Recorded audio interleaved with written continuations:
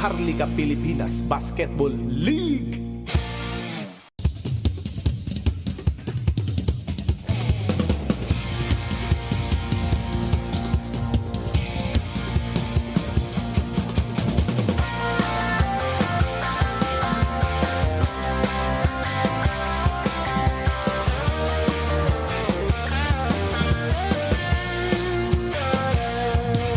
Bawat bayan ay sumasaya kapag may labay nagkakaisa.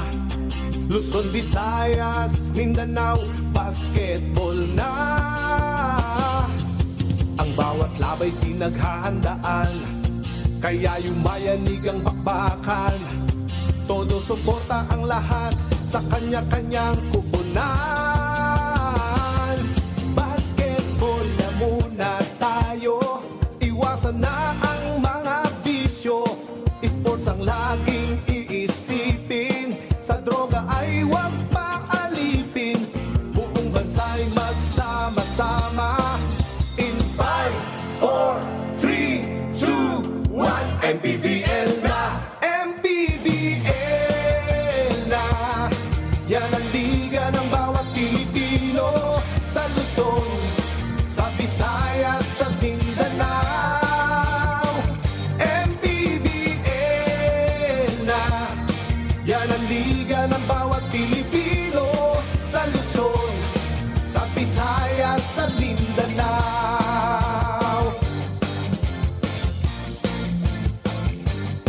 Ang bawat laban ay nakakakaba dahil sa husay ng bawat isa.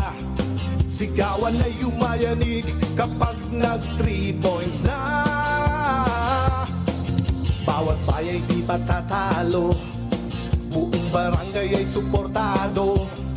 Kahit ano ang mangyari, sama-sama tayo. Basketball na muna tayo, iwasan na ang mga bisyo.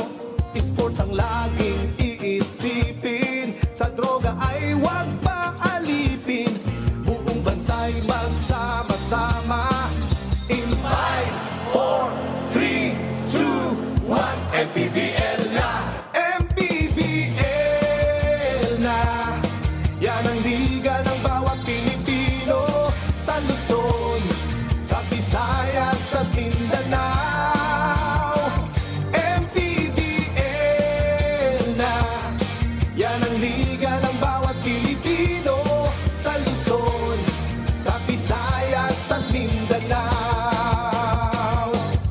Sa Luzon, sa Visayas, at Mindanao. MPBL, Maharlika Pilipinas Basketball League.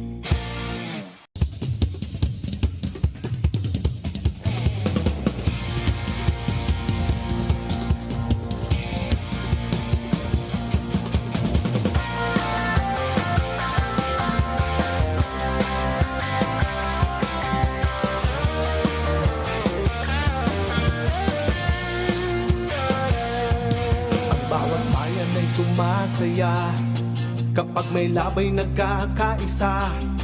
Luzon, Visayas, Mindanao, basketball na. Ang bawat labay pinaghahandaan, kaya yumayanig ang bakbakan. Todo suporta ang lahat sa kanya-kanyang kupunan. Basketball na muna tayo, iwasan na ang mga bisyo. Sports ang laging iisipin, sa droga ay huwag paalipin. Buong bansa'y magsama-sama. In 5, 4, 3, 2, 1, MPBL na! MPBL na! Yan ang liga ng bawat Pilipino. Win against Real Cervantes and the rest of the Caloocan Batang Kankalu here for our Tuesday triple header. Later on at 6 o'clock p.m. the San Juan Knights will look to stay undefeated against the Mindoro Tamaraws at 6 o'clock p.m. At 8 o'clock, Manila SV Batang Sampaloc SGA will be looking to build momentum against the reeling Abra Weavers. Good afternoon, ladies and gentlemen. Javi Palanya on the call, joined by Coach Juanito Gregorio. Juanito, our first game, this is gonna be a very contrasting game between both teams. What has been the problem for Bicol so far? Well, it's been how they are able to work together. You see the talent level of this team. You have Rafi Reyes, Marvin Lee, Kent Lau, players who have already proven themselves dito sa Pilipinas, but somehow they could not get a win here to start the season. But it's never too late for them to get their first victory. Yeah, that's right. You know, they're so much different from the team that they were last year when they were still known as the Bicol Volcano. So titingnan natin if this will be the game that they can get their first victory. And if they do, this is going to be an upset. Third member of our broadcast panel is Miss Andrea Indicio. Andrea, good afternoon to you. What do you have for us?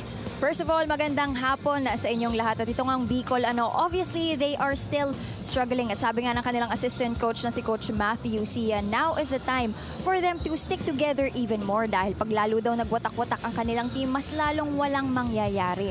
On the side of Caloocan naman, Coach Alex Angeles said na upon facing Bicol, ayaw naman daw sana niya na tingnan ng mga players niya yung standings. Respeto pa rin. After all, yun naman daw ang importante when playing the game of basketball. Respeto sa laro at respeto sa kalaban. Do you agree, guys? Tama ka dyan, Andrea. We'll be hearing your reports later on as the games progress. At ngayon naman, tingnan muna natin ang ating team standings. What's happening in our Northern Division so far? Well, let's look at the players, the teams here at hand. Caloocan is right now at number 8, but only with one loss. One of the teams that have fewer games, but Pampanga still reigning over. No losses are Nueva Ecija and San Juan, but a very, very tight Northern Division. Later on, Abra will be playing Manila, so a chance for them to go higher into the North Division standing. Ngayon, tingnan naman natin ang nangyayari sa Southern Division. Bicolandia still at the bottom part of that standing at 0-8. Again, the South Division also very tight. Batangas, Zamboanga, Binyan, and Quezon all at one game apart from each other. The game at hand, Bicolandia 0-8. Dead last dito sa ating Southern Division. But again, we were talking about the talent na meron itong Bicolandia. Anytime this team can get hot, malay natin kung tuloy-tuloy na ang panalo para dito sa Bicolandia. Siyempre, marami pang teams din sa gitna ng nagtatangka na tumaas sa ating team standings later on in this season. Let's talk about the previous games of both squads. Unahin na natin dyan ang last game ng Bicolandia Oragons. After almost getting their first victory against the Iloilo United Royals where they lost by 2 points, they were obliterated by San Juan at the Batangas Coliseum, 99-58. They were down by as much as 46 points in this one. At San Juan went right to work right away. They were up by 18 points in the first quarter and they extended that by a large margin, much more in the halftime period of that game, and they never looked back. Well, San Juan really never looked back here in this game. You cannot win if you give up 58% on the field goals, and that is what San Juan did in that last game. 3-point shooting also going the side of San Juan. Rebounding plus 16 for San Juan, and bench points minus 10 para sa Bicolandia. If you give up these kinds of numbers, it's really going to be hard for you to get a victory para sa Bicolandia. It was just really total domination for the Knights in that game, and we already talked about how this is a much more different team, this Bicolandia Oragon squad from last year, but somehow Coach Raymond Valenzuela still can't seem to push the right buttons for this squad. Let's go over to the other side. Let's talk about the last game of the Caloocan Batang Kankalu. Bicolandia lost by a large margin. Caloocan won by a large margin, and this is their biggest victory so far of this season after numerous games wherein they had to go until the final minute, final seconds of their matches to be able to get the outcome of their games. Dito against Marikina, they went to work early and they were able to dominate 64-38. Well, the story of the ball game is size and experience. Usually Marikina, even though one of the bottom teams, is one of the teams that really fight it out until the end. But Caloocan started strong, never looked back, and controlled every aspect of the ball game.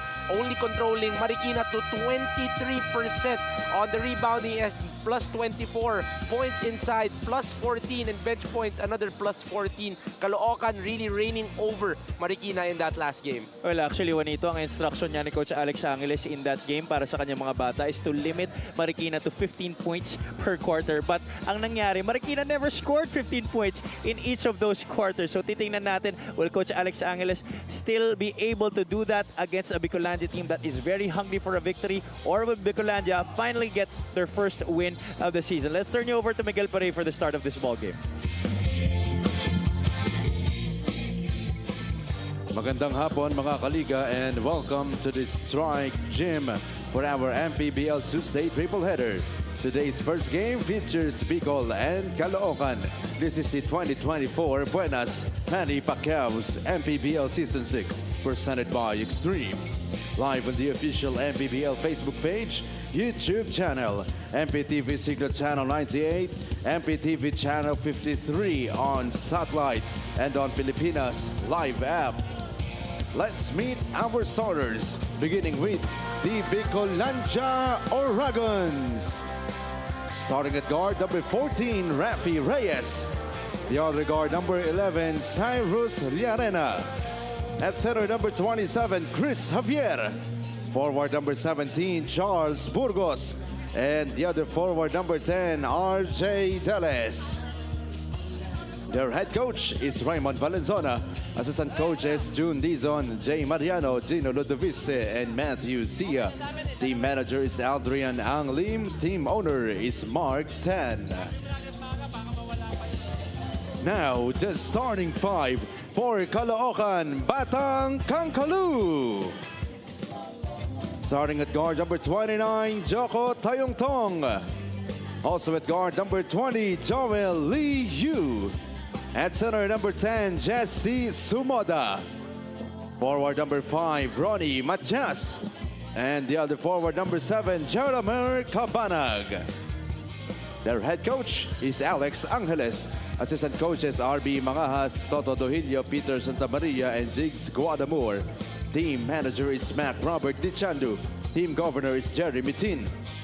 Team owners are Dennis Flores and Honorable Congressman Oka Malapitan.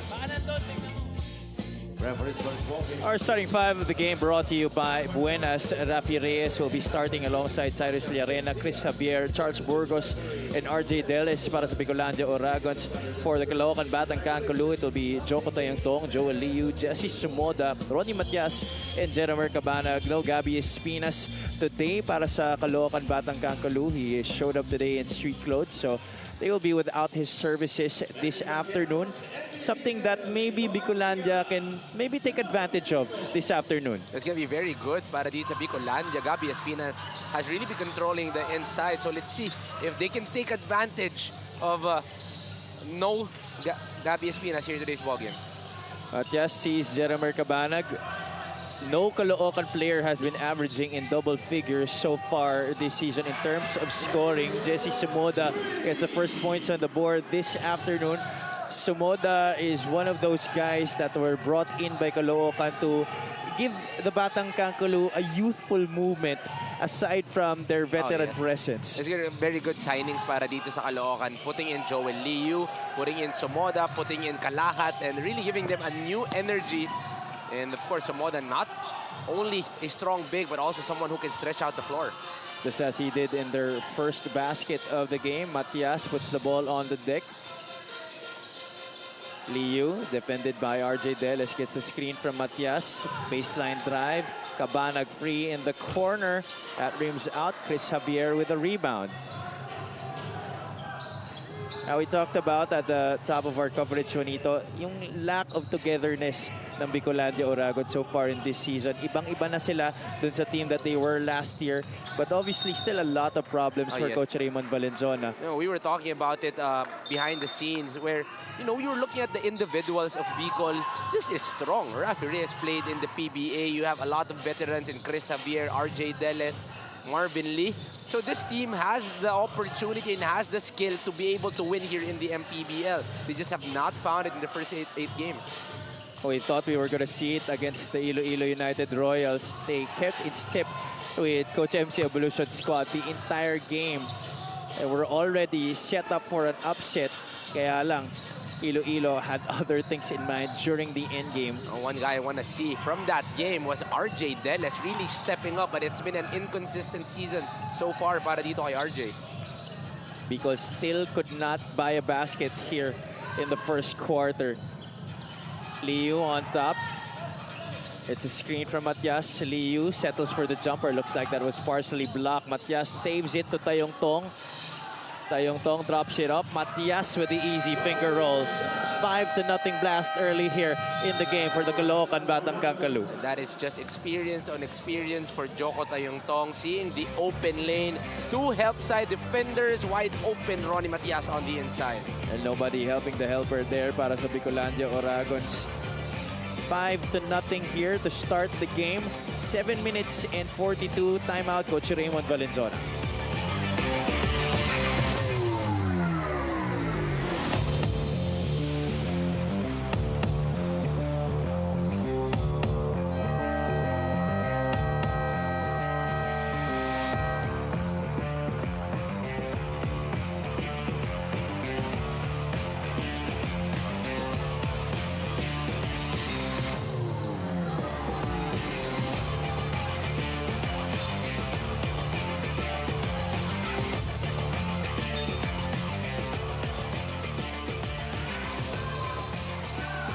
Back here inside the Strike Gym in Bacoor City. We are on neutral grounds today. Di pa kayo nagmamalikmata.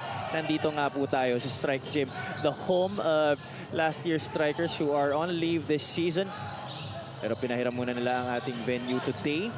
This is Javi Palanya, joined by Coach Juanito Gregorio and Miss Andre Endicio. Finally, Bicolandia gets on the board. Chris Javier scoring inside. Took them almost 3 minutes for Bicol to finally get the bucket. Liu sees a cutting Tayong Tong, gives it up back out. Cabanag from the outside, overcooks that one.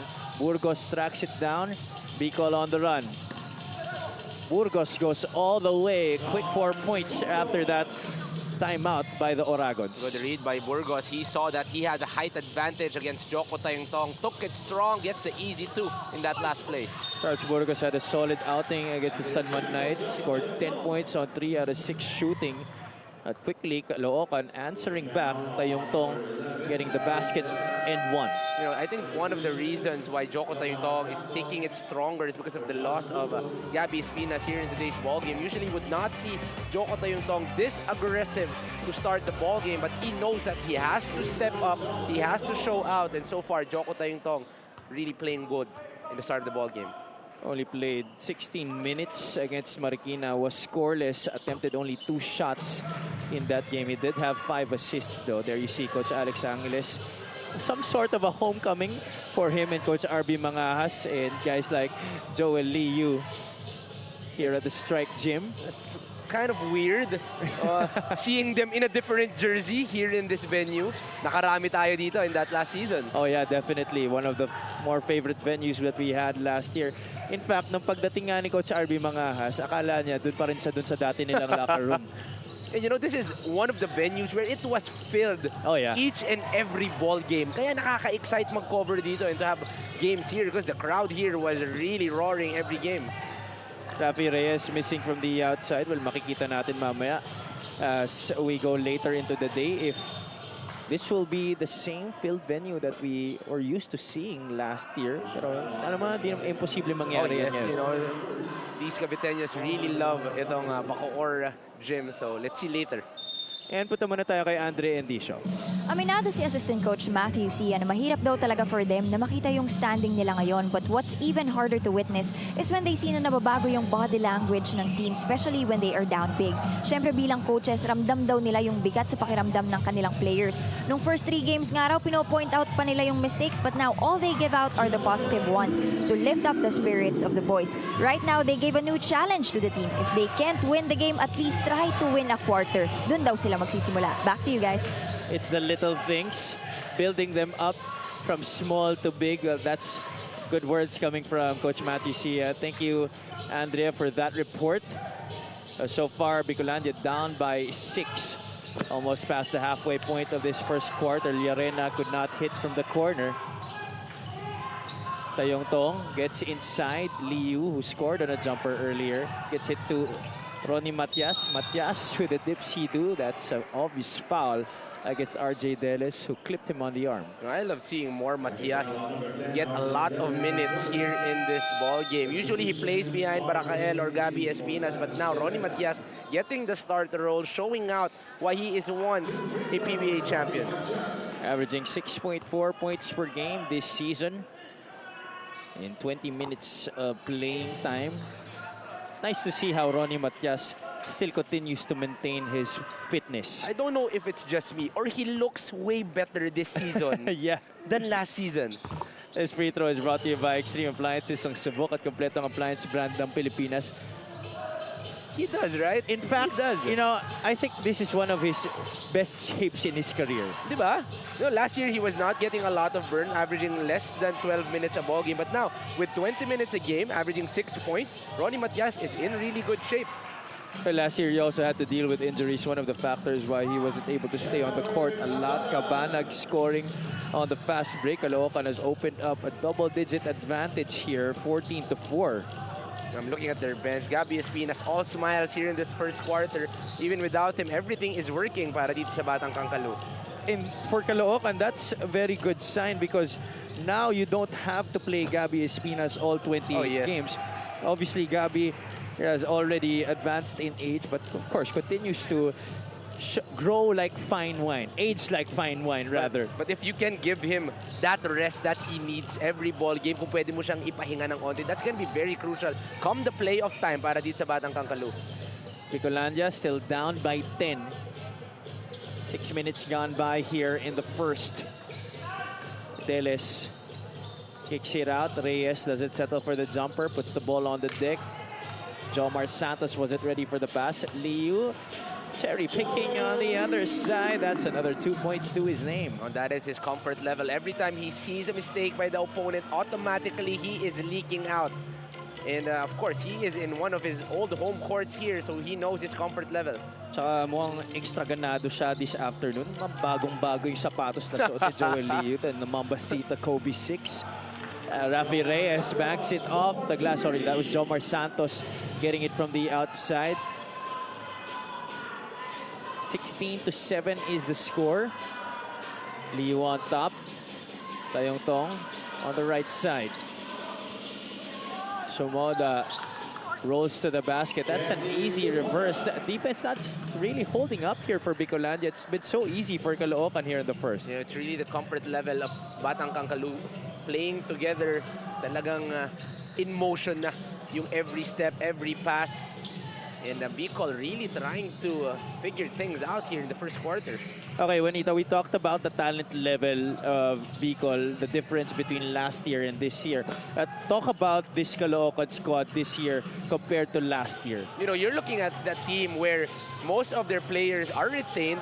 Now you add in a good bunch of youth in Kalahat, Sumoda, and Joel Liu. I am very excited on how Caloocan will be moving forward. Last year, the problem was them having that energy, having that late game surge, or even in the playoffs, needing that youth experience. Pero ngayon, maganda ang mga additions para dito sa Batang Kangkalu.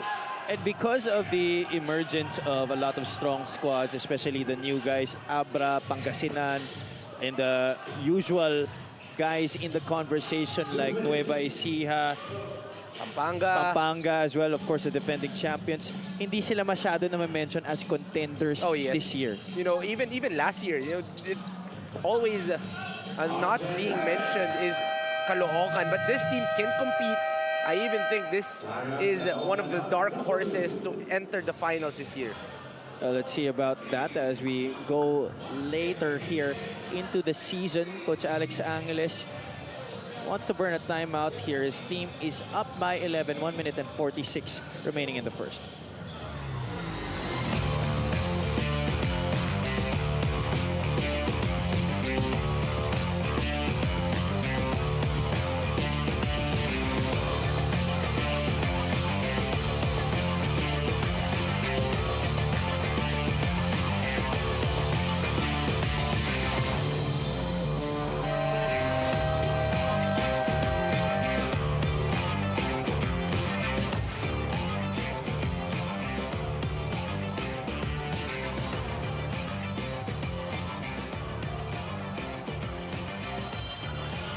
Check out our play of the game brought to you by Buena's two-man game between Joko Tayuntong and Ronnie Matias.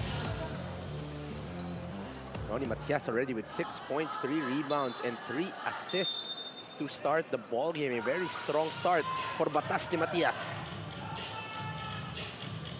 you guys into the game para dito kay Coach Alex Angeles, Irvin Palencia, John Lee Valin, Paul Sanga, Rail Cervantes, and Damon Lasco. Platoon substitution for the Batang Caloocan. Sanga from the outside, no good. Valin, the follow-up is short. Rebound taken by Shaq Alanes. It's a good stop coming up. Timeout for the Bicolandia Dragons.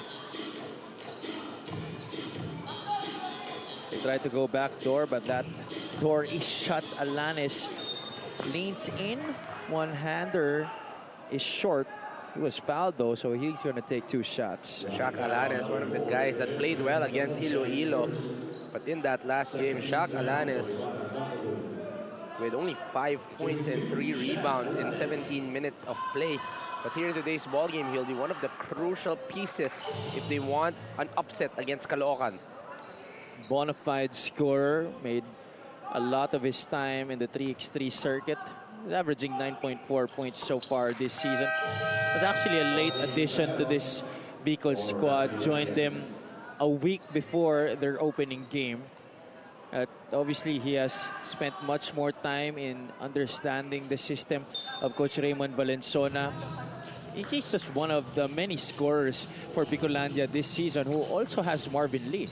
You know, I think it's a matter of how will they make it work together. Because individually, we were talking about the talents that they have. They can make it work. They have already proven themselves. But it's as a team that they haven't really found that niche yet. Well, they could start with playing good defense, which they've been doing so far in the past few possessions. Here comes Marvin Lee, who is now joined by Lordy Casajeros, John Rojas, Tweety Santos, and Shaq Alanes. Here comes Rojas trying to back down John Lee Valin. That's way off the mark. 30 seconds to play here in the opening frame. Sanga, transition 3 on the way. That's long. Ball sails out of bounds. It will go to the guys in white. You know, last year I was watching Coach Alex Angeles really give a lot of opportunities para kay James Quecote to take that 3-point shot. But now this year, having Paul Sanga, I'm really curious if he can have that same role para dito kay Sanga. You just saw Bacoor Strikers co-team owner Dennis Abella present here in the building. Shout out to you, sir, for allowing us to use your venue for our triple header this Tuesday. Meanwhile, a foul called against Caloocan's Damon Lasco. That's a 13th foul for the Batang Caloocan. 10.9 seconds remaining here in the first quarter. Bicol down by 9. Alanes will trigger in on the side. Oh, that's a poor pass picked up by Palencia, and Palencia will get his easiest 2 points of the afternoon. Good read, good timing, an easy steal and layup para dito kay Irvin Palencia. Marvin Lee, I don't think he was aware of the time on the clock. Took too much time dribbling into their front court. And that one-hander would not have counted even if it went in. That's the end of the first quarter here between the Bicolandia Dragons and the Caloocan Batang Caloocan. Damon Lasco, Joko Taintong and company off to a good start here. Ronnie Matias stuffing the stat sheet early in this game. And Coach Alex Angeles even had the luxury of fielding in a new 5 at the tail end of that first quarter. Well, everything working para dito sa Caloocan, both defensively and offensively. A lot of assists early on para dito sa Caloocan, and team basketball has been the name of the game. 8 assists of 8 field goals para dito sa Caloocan. So that is really the epitome of team basketball, and so far everything is working para dito sa Batang Caloocan. 22-11 our score at the end of the first quarter. This is brought to you by GameX, the official online lending partner of the MPBL, the first and original online basketball lending sa Pinas.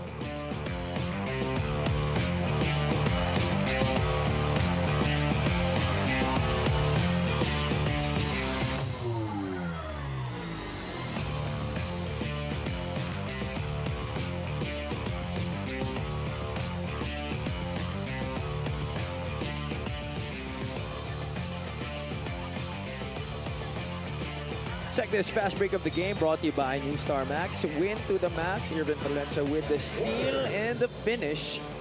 That was near the end of our first quarter earlier. Palencia coming off the bench to score his first basket of the game.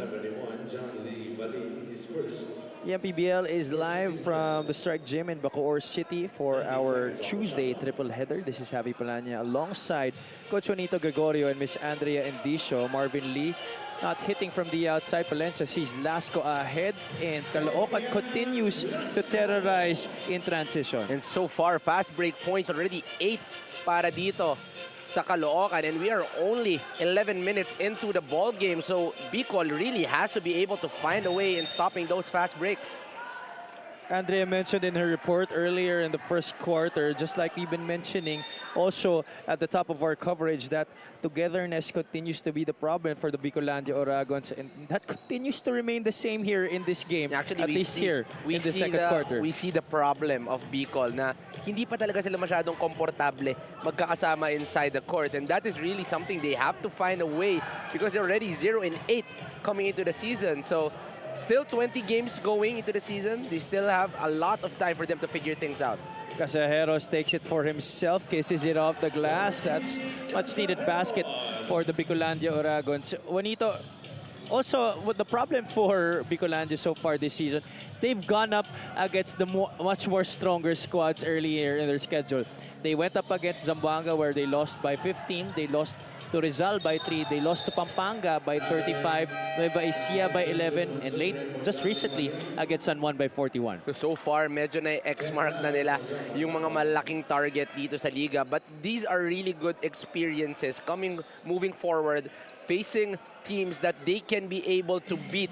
But so far, if they'll continue to play like this, where discomfort with each other is still seen, diba? Hindi ba sila masyadong maganda ang takbo with each other. They really have to find a way for them to be able to play team basketball. Lordy Casajeros has been finding a way to put that ball inside the basket. That's 4 points now in the game para sa kanya. More importantly, Bicolandia has trimmed this deficit to single digits. Valencia gets the top ball screen from John Bunsubre. Fortunately, there's an offensive foul. That's an illegal screen against Jun Bunsubre. Trying to go for the man. Obvious charge there para dito sa Caloocan. A chance for Bicol to actually cut into this lead further. Rojas wants to hand it off. Casajeros finally gets it. Lordy, who has scored their last 2 baskets, pulls up from near the free throw line. 6 quick points para kay Lordy Casajeros. That mid-range has been a friend para dito kay Lordy Casajeros. 3 straight baskets from all angles here in the Bacoor City Strikers gym. Casajeros only averaging 2.8 points per game this season. Here comes Bicol once again. They're down by just 7. Lee inside, leaves it for Rojas. Defense of Caloocan. Everybody just right there in the shaded area. A lot of black shirts crowding that lane. Gotta commend the effort of every Caloocan player on that last play. Everybody running to the paint. No easy baskets. The ball will return para dito sa Bicol. Check this out. Lordy Casajeros sizing up Paul Sanga, former collegiate foe in the UAP. That was UE versus FEU. Casajeros has been making a living in the mid-range. Bicol turning it over here. Palencia, unbothered, going to the basket. And that is what he was known for. Ganyan sumikat si Irvin Palencia with that speed, with that quickness. And she is showing once again how fast he is in that last play. Former Zamboanga player. Meanwhile, Marvin Lee answering right away. But you see the offense of Bicol so far, Juanito, not a lot of sets being run. Well, you see that it's really they're really relying heavily on the individuals, on the talent level na meron sila. Not really a lot of sets ran. But on the other side, team basketball has been the name of the game para dito sa Caloocan. Everybody getting a touch of that basketball.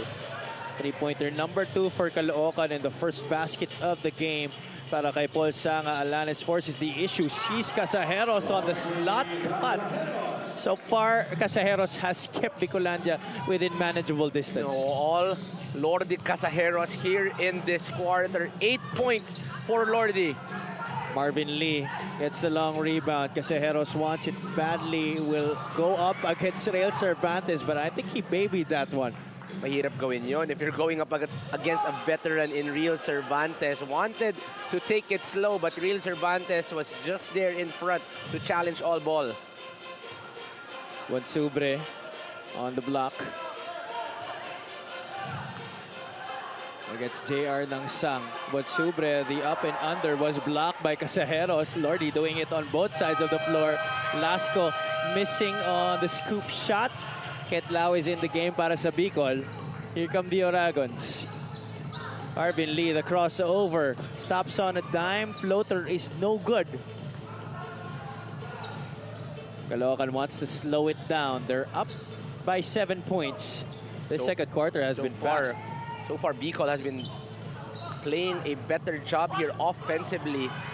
They're getting more baskets, more opportunities for them to be able to get good shots. Lee had that ball tapped from behind. It will stay with his squad with still 19 on their shot clock.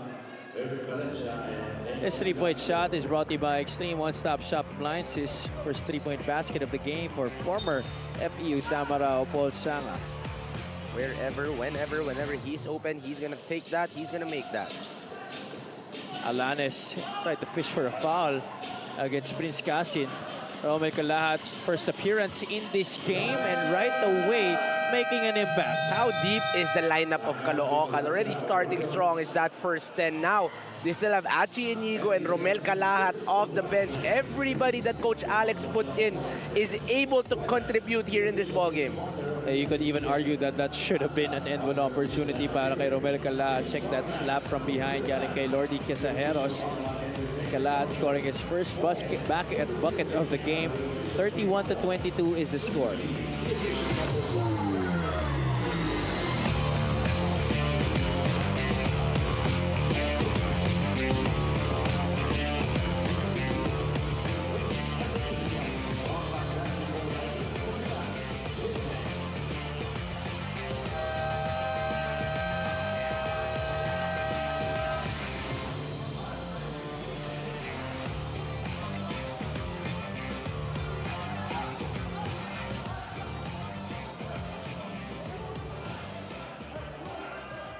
Up next for Coach Alex Angles and the Caloocan Batang Kankalu, they will be facing Zamboanga on their home floor on May 28. Right after that, it's going to be the Mindoro Tamaraos. And on June 7, they will be defending their home court once more against Coach Mike Sagigit and the Parañaque Patriots. More on Caloocan from Miss Andrea Endicio.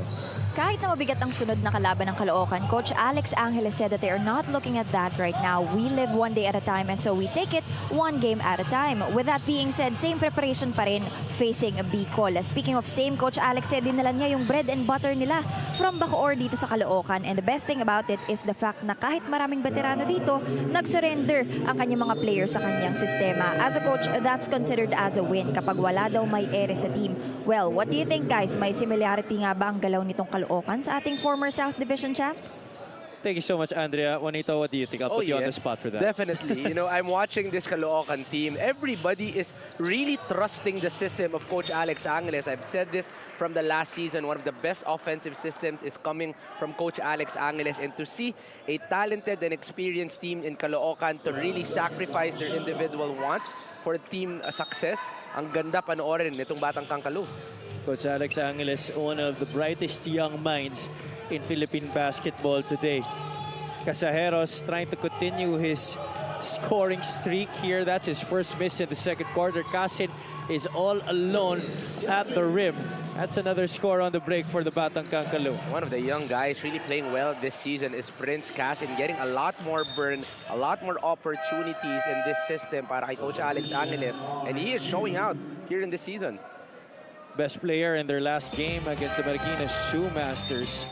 He had 13 points in that one. Casajeros scoring there on the cut. That brings about our lucky fan of the game, brought to you by Buenas.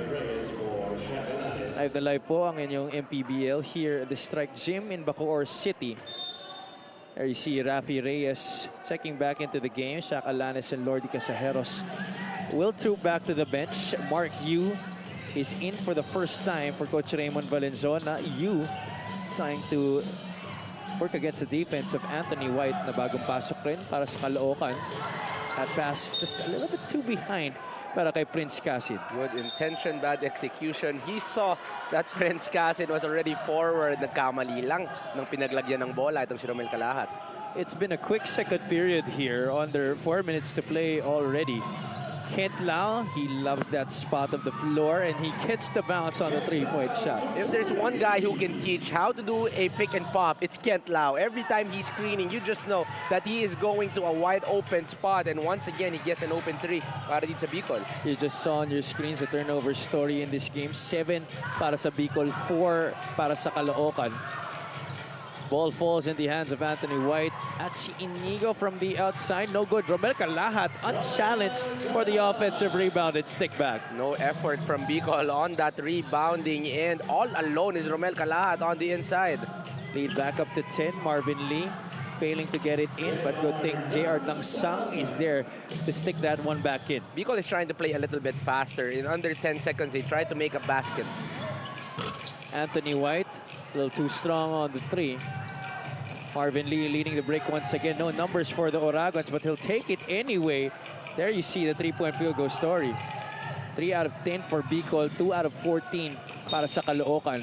One of them coming from Paul Sanga. No, Caloocan is already playing well, but they haven't really found the touch here in the three-point line. So that is scary news para dito sa Bicol, because they rely heavily on that three-point shot, having shooters like Paul Sanga, Achi Inigo, and a lot more guys who can take it from the outside. But so far, still team basketball being played here by Caloocan. Bicol's second leading scorer of the season has checked back into the game. RJ Deles averaging 10.3 points per game this year. Oragons forced a stop there on the missed shot by Jesse Somoda. If there's one bright spot para dito sa Bicol, it's really RJ Deles, really showing out and showing that he is more than just an athletic and defensive guy here this season, showing that he can score. At Bicol, missing quickly on the basket.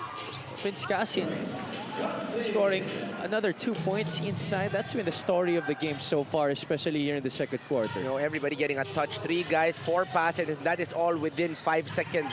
And that is the team basketball being played by Caloocan right here. Once again, Calahat sees a running Achi Inigo, does a better job on locating his teammate, and gets another fast break point para dito sa Caloocan. The turnovers continue to pile on here for the Oragons, as well as the fast break points and points off turnovers para dito sa Caloocan Batang Kankalu. A rare foul here called against Caloocan. That's going to be against Prince Casin. Let's watch that again. After the turnover earlier, Romel Calahat doing a better job in locating his teammate. Naghanap pa ng foul. Ito si Achi Inigo. Now, usually you're going to see the reverse. It's usually Achi Inigo delivering that outlet yes. pass, but that time he was the one finishing the break. RJ Deles making his first free throw. By the way, we'd like to greet Achi Inigo and his better half a happy 8 years. Oh, happy anniversary to you guys. Coach Alex Angeles will be burning a timeout with 1 minute and 39 seconds remaining in the first half. They are up by 10 so far, 39 to 29.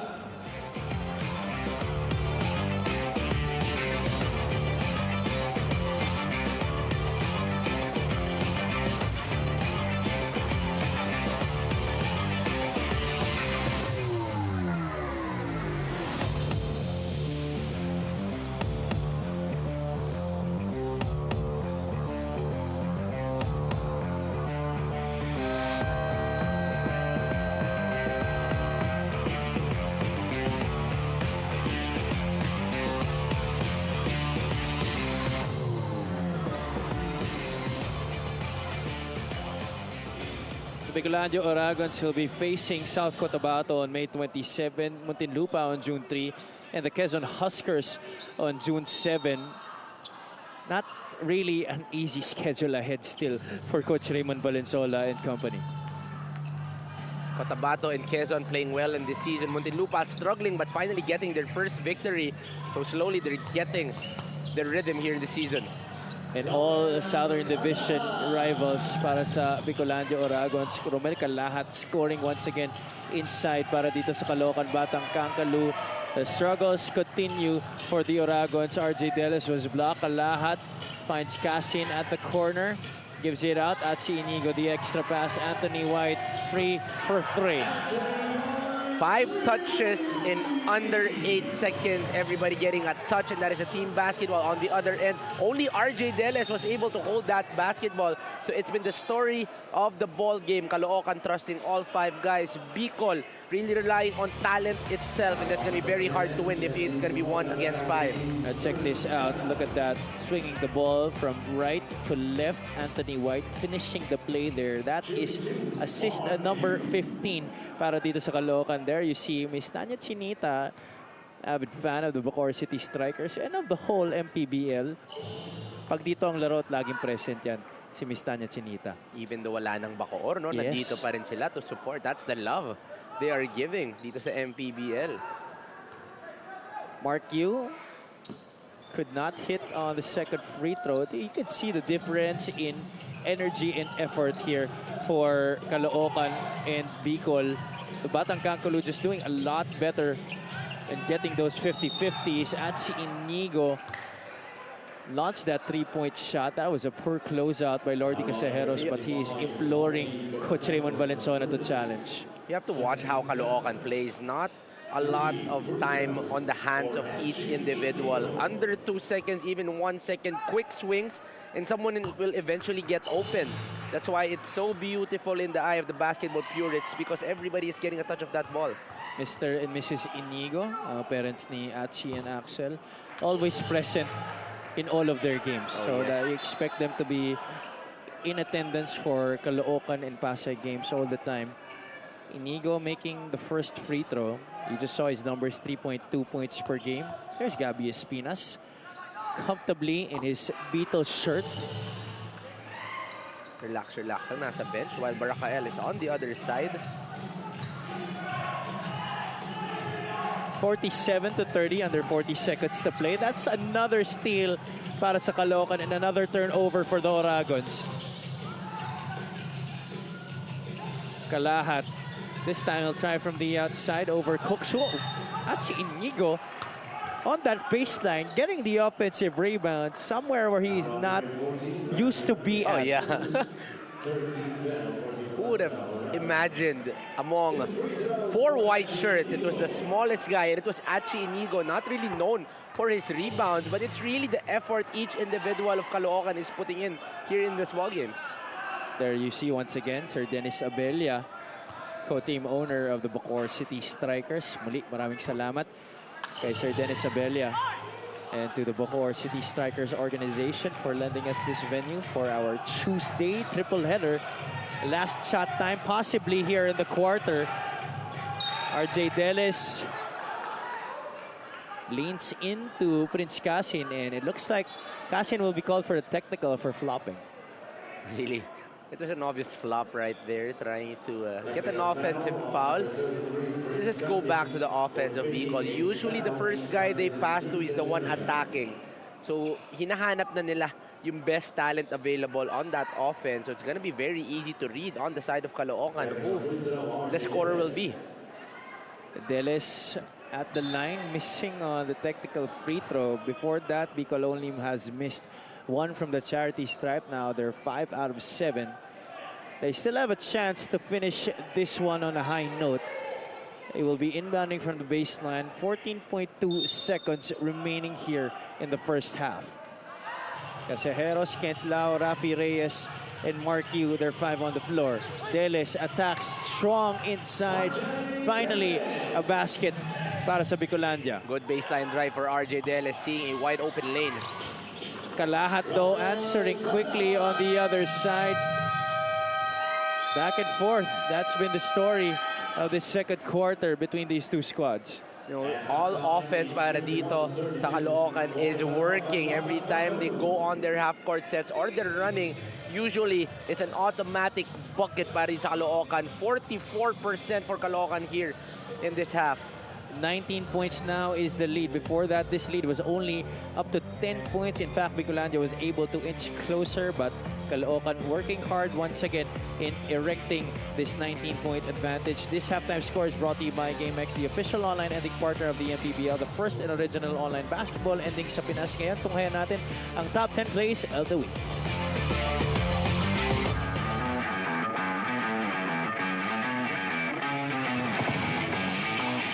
Step back, no basket. Oh, good tap. Perumingan, foot race, tricky. Basket and one. He should get both 2 points for that layup and also an assist, passing it to himself, and a steal, and a rebound, whatever it is. So he gets all the stats for this play. And you know the most important stat on that play? What? Only took him one dribble to dribble court to point. Caballero takes the rebound. Sleet sees a free lane. Beautiful play.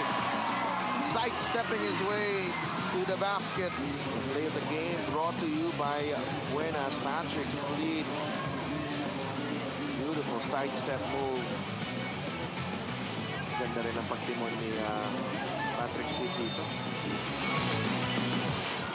Jasper Lungalo, binabantay ni Alcorizas. Wow. Oh, nice. Nice. That was a beauty. Right. You get two guys committed up in the air and then you spin the other way. Great move by Longalo. So Alcoriza raids on Nazona with the rebound.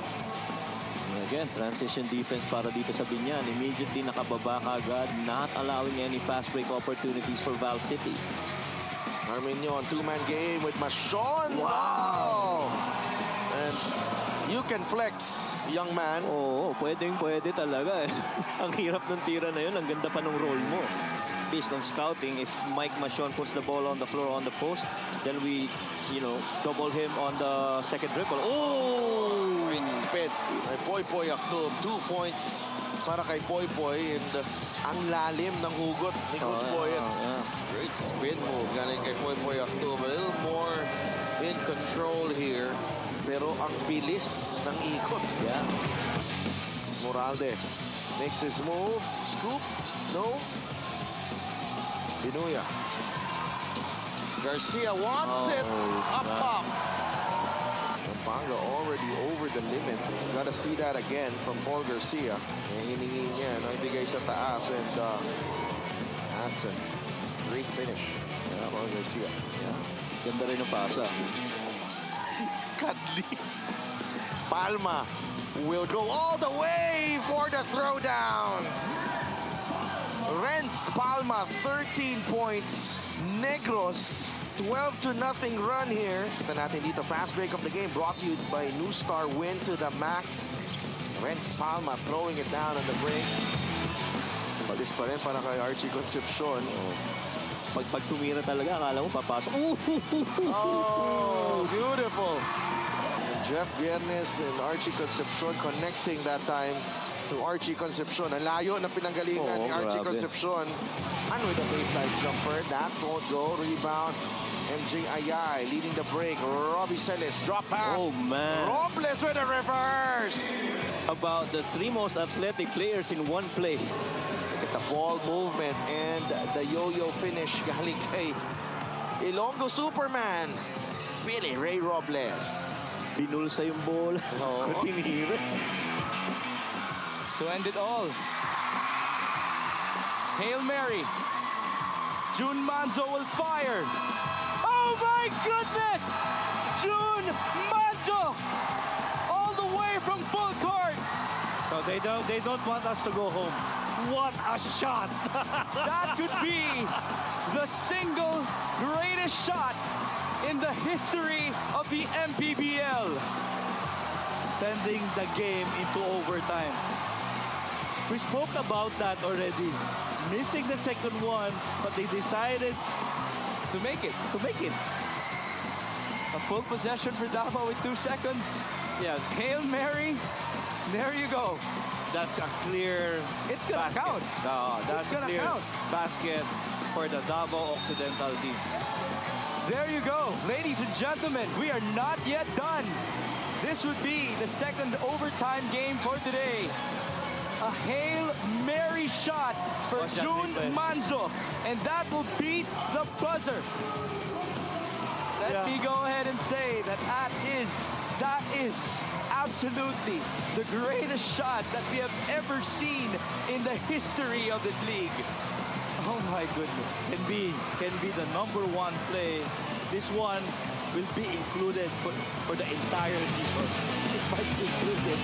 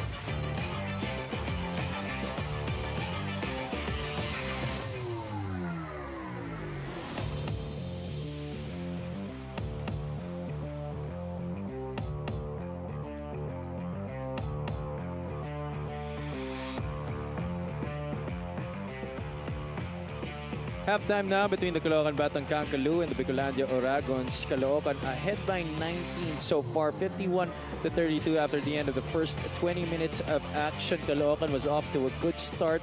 Bicol was able to trim down the deficit at the middle of the first quarter and at the start of the second period, but then Jeremy Cabanag and the bench mob of the Caloocan Batang Caloo making sure that the advantage was as big as it is right now para sa kanilang koponan. When you look at the numbers right here, everything is going the side of Caloocan. Plus 10 more attempts on a much more efficient clip at 44%. Their turnovers, they've forced 10 and they've scored 12 of those turnovers. 9 steals para dito sa Caloocan and 18 fast break points for the Batang Caloo, but not seen on the stat sheet. They have 32 points in the paint, and that is out of the 51 points they have in the first half. Their assists, they already have 18 assists in the first half. So much team basketball para dito sa Caloocan. If you continue to play like this is going to be a blowout game against Bicol. A lot of players scoring already para sa Caloocan Batang Caloo so far in this game. Lordy Casajeros had 8 points in that first half to lead the Bicolandia Oragons. He's backstopped by RJ Delas, Jomar Santos, and Marvin Lee with 6, 3, and 3 respectively. While on the other side, Romel Calahat, 8 points off the bench. A quick 8 points actually para sa kanya. At Inigua, 7. Ronnie Matias has 6. He started this game. Jesse Somoda as well. He has 5 in this match. And the only one not scoring for Caloocan is Real Cervantes and John Valin. Everybody else already in the scoring column para dito sa Batang Caloo. Sorry, also Bonsumbre has not been able to get the basket, but all 13 other guys has been able to contribute in the scoring column for the Batang Caloo. Third quarter now underway here. Tayong Tong, Matias Somoda, Jeremy Cabanag, as well as Joko Tayong Tong. Pati na rin si Joel Liu will be starting this second half para kay Coach Alex Angeles. Somoda from the outside. That one's long. Rebound tracked down by Rafi Reyes. He's joined by Mark Yu, JR Nangsang, RJ Deles, and Charles Burgos. Mark Yu starting well here para sa Bicolandia. That's the first basket of this match para sa kanya. Good way to start the game for Mark Yu. A lot more aggressive and putting in speed para dito sa Bicolandia. Reyes had that ball tapped by Jeremy Cabanag. Another steal para sa Caloocan. Liu will finish. No, he will not on the right side. That's his offhand. Mark Yu challenging the defense of Jesse Somoda. Short as well. Both Yus missing on those last play. Joel Liu and Mark Yu missing on easy layups. Wala naman kasi talagang kanan yan si Liu. From high school experience ba yan? From high school experience ba yan? JR Nagsang, meanwhile redeeming his teammate there, getting the 2 points for the Bicolandia Oragons. Pag ni-review to ni Joel, dapat talaga marinig niya. Dapat talaga marinig niya. Yung shooting okay na eh. Yung right hand wala pa rin hanggang ngayon. Somoda inside, bottled up by the defense. Nangsang could not save it to a teammate, but Rafi Reyes gets the loose ball. Deles has Mark Yu on the other side. Deles drops it up. Mark Yu will score. Mark Yu has been putting on a lot of energy here to start the quarter. Every time they have the possession, he's stepping on the gas and running para dito sa Bicol. 4 fast break points, 6 in total for Bicol to start the third quarter, and they've cut the lead 13.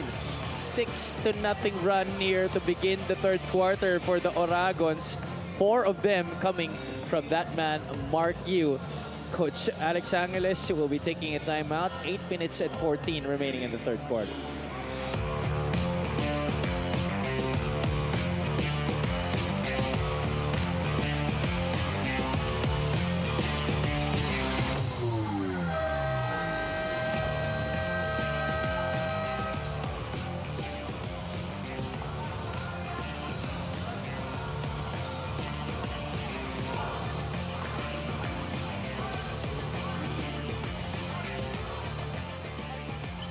Ronnie Matias, Joko Tayong Tong, and the rest of the Caloocan Batang Caloo find themselves at the wrong end of a 6-0 blast here to start the third quarter. A lead that was once a 19-point advantage is now down to 13, 51-38 because of a 6-0 blast by the Bicolandia Oragons. Jeremy Cabanag, after the timeout, gets fouled on the 3-point shot to the dismay of JR Nangsang. Not the best closeouts coming from JR Nangsang, fully closing out, pero sumabit yung kamay ni JR Nangsang. And that is the respect they are putting on Jeremy Cabanag. But I think they're gonna look at the landing spot. Our referees will be reviewing that last play.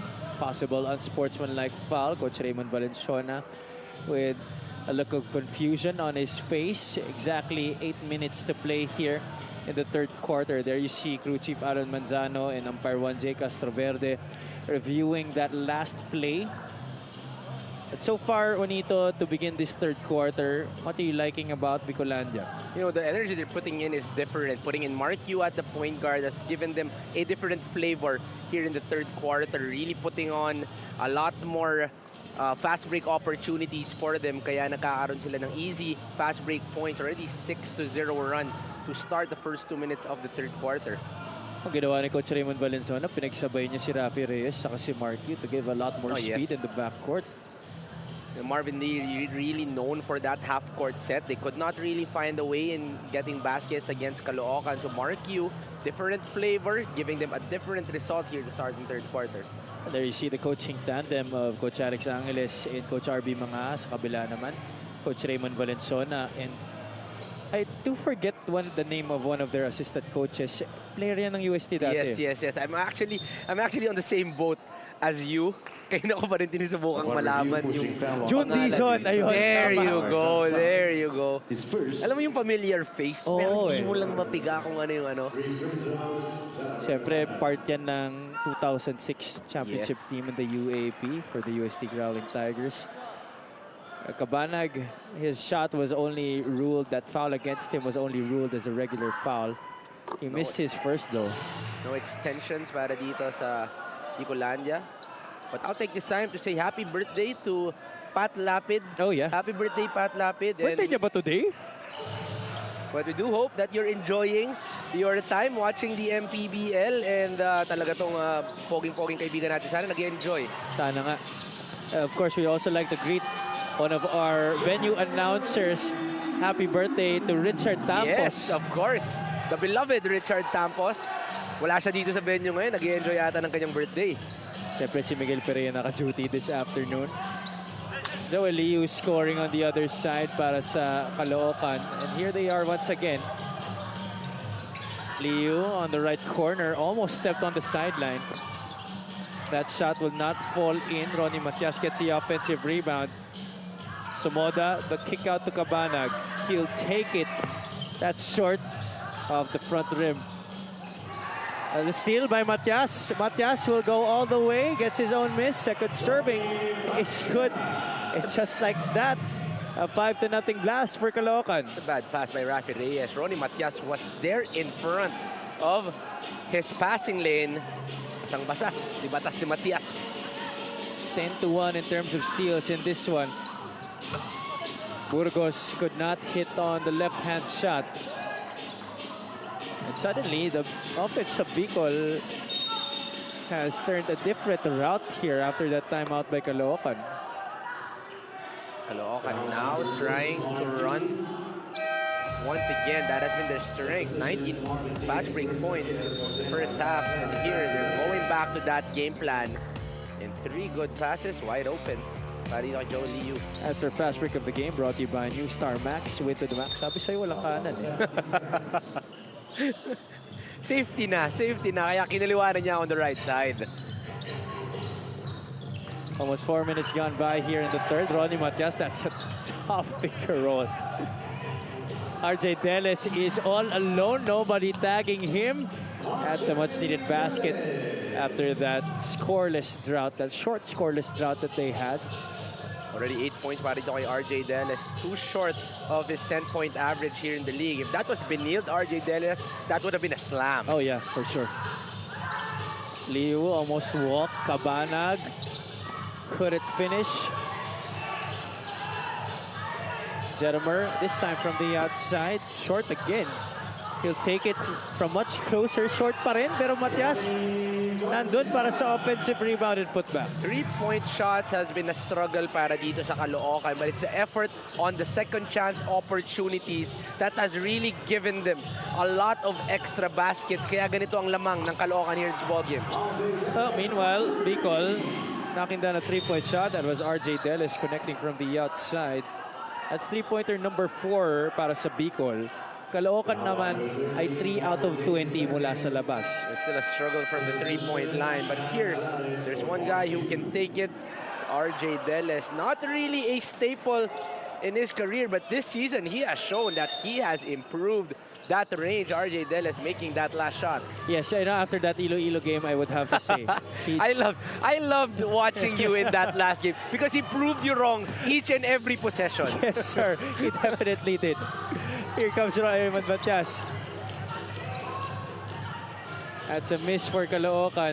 Marvin Lee now behind the back, having trouble with it. Able to bounce it off Batang Caloo player. Nag-abot ba si Marvin Lee and Joel Liu sa FEU Juniors? Yes. So they're former teammates. No, not former teammates, pero it was the residency year of Marvin Lee when it was our last year. So it was Marvin Lee, Christian Farito, Wendell Comboy. Those were the guys on that next were year gonna take their talents to the UAP Juniors the next year after we left. 59-43. Caloocan maintaining this double-digit advantage here in the third quarter. Cabanag finally gets one from the outside. He's been trying the whole ball game. Those are a lot of good opportunities for Jeremer Cabanag. Just could not get those shots, but finally, an open shot and an open make para dito kay Jeremer. 7 na ang tala dito ni Jeremer Cabanag. Bintis mula sa labas, mula kay Marvin Lee. He gives up the foul to prevent the fast break. That's going to be number 3 against the former UST Growling Tiger. As we take a look at this 3-point shot brought to you by Extreme One-Stop Shop Appliances. Jeremer Cabanag finally connecting from the outside after numerous attempts. And that's what you love about Jeremer Cabanag. Either from the catch and shoot or off the dribble, whenever he's open, he has the talent and the skill to make that 3-point shot. There's an ongoing discussion on who is the best shooter on this Caloocan team. So Mix Gomez has already asked Paul Sanga and Jeremer Cabanag their respective opinions. And Paul Sanga says the best shooter on this team is Jeremer Cabanag. Jeremer Cabanag says the best shooter is Paul Sanga. Well, wala na. Hindi na natin masasagot talaga. So the answer to that question is Achi Inigo. All right, another timeout taken here on the floor. 64-43 is the count.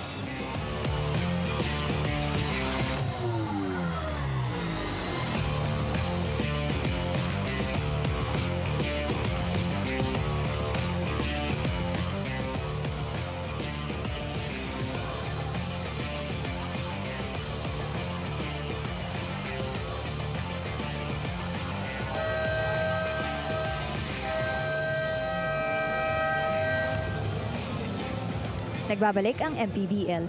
You guys notice na itong si Ronnie Matias nga is in better shape this season compared to last season. Well, ayon sa kanya, marami daw talaga siyang pagbabagong ginawa. Starting from his diet, more protein and no rice na sa gabi. During trainings, mas focused and nadagdagan na rin daw ang kanyang hours na ginugugol for extra work. His inspiration for this is his wife na ngayon daw ay nasa Australia. Masyado niya ng araw namimiss ang asawa niya. So there's a possibility na huling season niya na ito and he might go to Australia as well. Kaya if this is his last, might as well daw leave a good impression sa ating mga kaliga. Javier, Coach Juanito.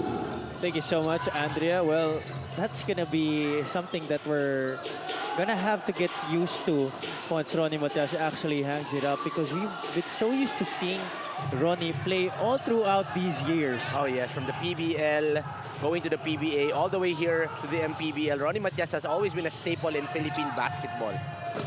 Cabanag missing from the outside, and I also found out that it's not just Ronnie Matias, it could also possibly be the last season of Rail Cervantes this year.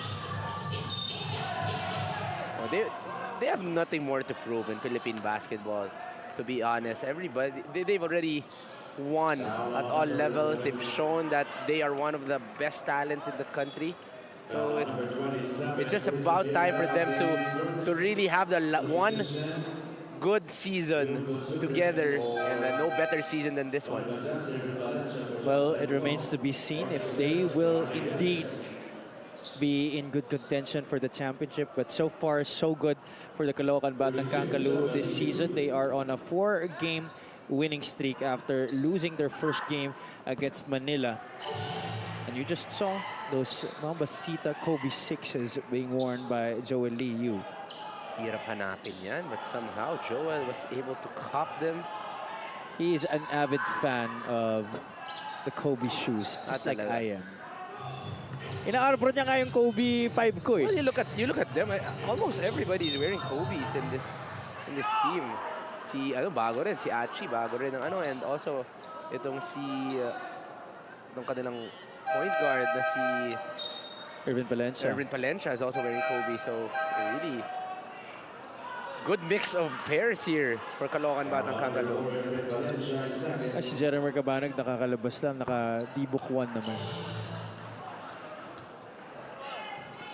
Marvin Lee also wearing Kobe shoes. That's a Kobe 8 Pro Throw. There you see his numbers. 14 points per game this season. Andrea has a report on Marvin Lee. Marvin Lee shared that so far it's been a learning process not just to the team pero pati na rin sa kanya. With this losing streak, as a veteran, indeed his patience and character is being put to test. Challenge rin daw sa kanya na hindi ma-down. Pero ang iniisip na lang daw niya, maybe right now his purpose is to teach and lead the young ones of Bicol. Parang training ground nila. Also to lift up his own spirits, hilig daw niya to go on a solo drive. Pag may one-day break, out of town muna, iwas muna sa basketball. After all, we need our time to reset and recharge. Right, guys? Tamang-tama yan. Alam mo, importante talaga yung mga ganyang bagay, especially if you're in the midst of a losing streak like this. And Marvin Lee is a guy who is used to winning. Oh yeah, this guy is tough. This guy has always been a winner from his high school days to his college days. This guy has always been competing. So I know that he is struggling right now, starting with the 0-8, and because he wants to get those wins eventually during the season. Bicol will be facing South Cotabato next, right after this game against the Caloocan Batang Kankalu. Shot clock winding down here for the guys in black. Palencia turns the corner. Cervantes puts the ball on the deck. Fadeaway jumper, no good. Rebound to Lordy Casajeros. Casajeros will take on the entire Caloocan defense and knock down another jumper from 15. And finally, Lordy Casajeros now on double digits with 10 points here in the ball game, really carrying Bicol in that second quarter. Now he is back and getting those points. Prince Casin now, and off to Paul Sanga, dives baseline. They go back out. Binalik kay Paul Sanga. Good line, just a little bit too strong. Paul Sanga this time goes hard to the basket and gets the foul against Chris Javier. Offensive rebounds has really not been a good thing para dito sa Bicol. Everybody going for those offensive boards. A lot of second chance opportunities. 17 offensive rebounds para dito sa Caloocan. Paul Sanga taking care of business on the first free throw, only averaging 5.6 points per game this season, plus a couple of rebounds in 12 minutes of play. You'll be surprised that not a lot of these players have been averaging more than 30 minutes per contest ito Caloocan Batang Kankalu. And that's why they've been able to preserve a lot of their energy, especially for these veterans like Paul Sanga. So they're able to learn from how they lost in the last season. You see in the latter parts of the playoffs na lumalabas din yung freshness of the legs ng kanilang mga kalaban. But here, getting fresh legs off their youth, now also getting good rest for their veterans. Under 2 minutes to play here in the third. Casajeros, hesitation, goes inside the basket. And one para kay Lordy Casajeros.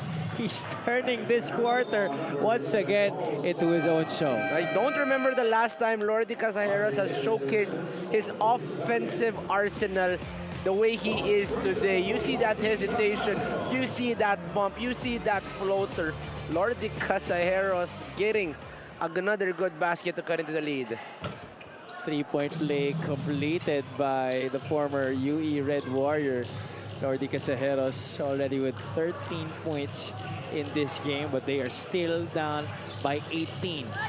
Palencia short on the lay-in. Alanes goes hard, gets fouled. He'll trip to the line for 2 shots. Getting more free throws right now is Bicolania. This is the aggressiveness they need for them to be able to slowly cut into the lead. They have the talent. They just have to trust the system that they'll be able to eventually make this a ball game.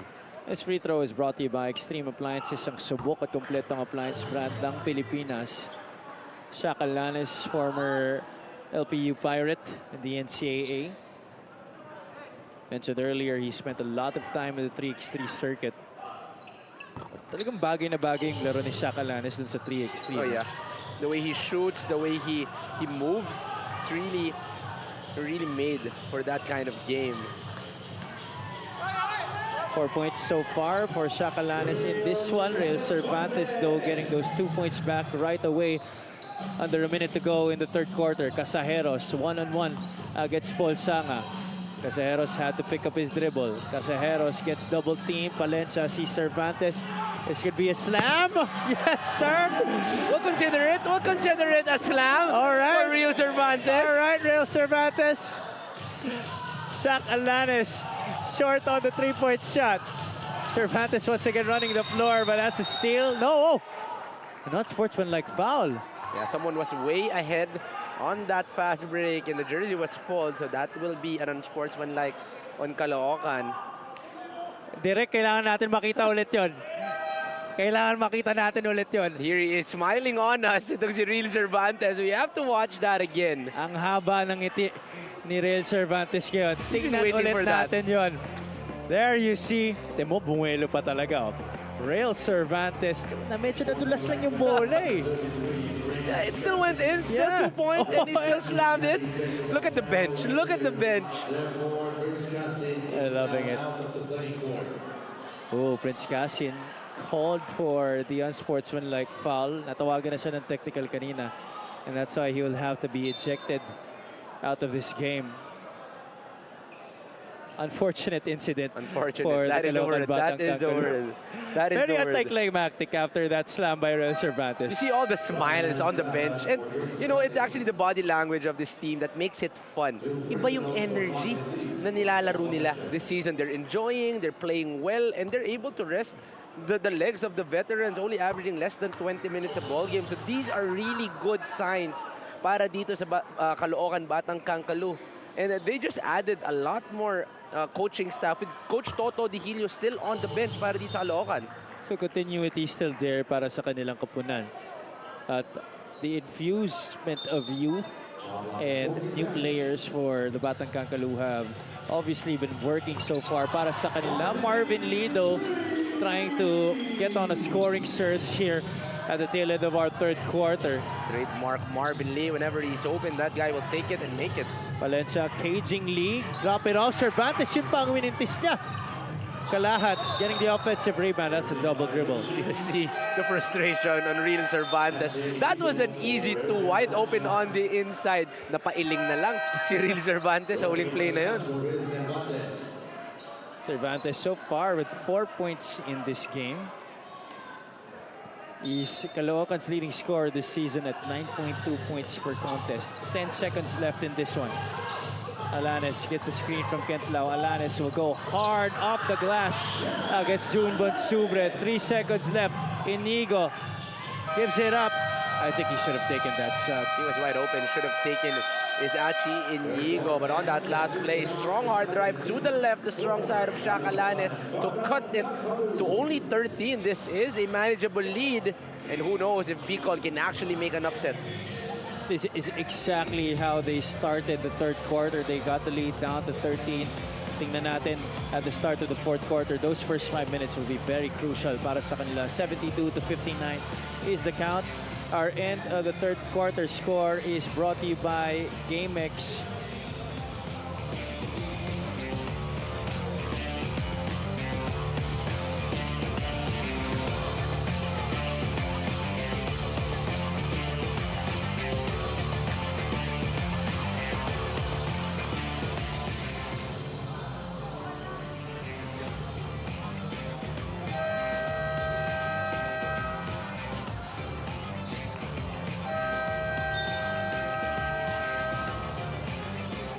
Presenting our Suzuki Muscular and Sporty fan of the game, just like the Avenus. Do more and achieve more with the Muscular and Sporty scooter from Suzuki, the Avenus. Oras na para magmotor. Some San Juan fans already in the venue here at the Strike Gym in Bacoor City. This is the first game of our Tuesday triple header dito sa Maharlika Pilipinas Basketball League, ang liga ng bawat Pilipino. Avi Palanya joined by Coach Juanito Gregorio and Miss Andrea Indicio. Batang Caloocan, who were up by as much as 19 points in this one, seeing their lead cut down to 13 once again as we begin the fourth period. 27 points for Bicolanja, finally getting their offense working in that last quarter. The game plan of Coach Alex forced everybody to under 15, but 27 points is too much para dito sa Bicolanja. I'm sure Coach Alex will be adjusting defensively.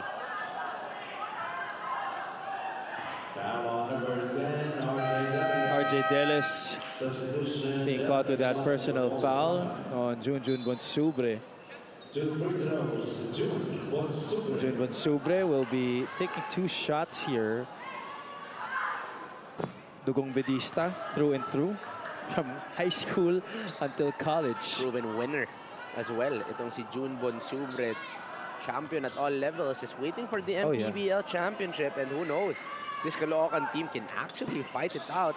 But if there's one place he's not comfortable with, it's that free throw line. Alam mo, nung high school kami, ilan lang yung teams. Actually, parang San Beda lang talaga ang kinatatakutan naming harapin nung high school. UPIS. Yung UPIS. Di nga namin nata nakalaban UPIS. Sino ba player nun?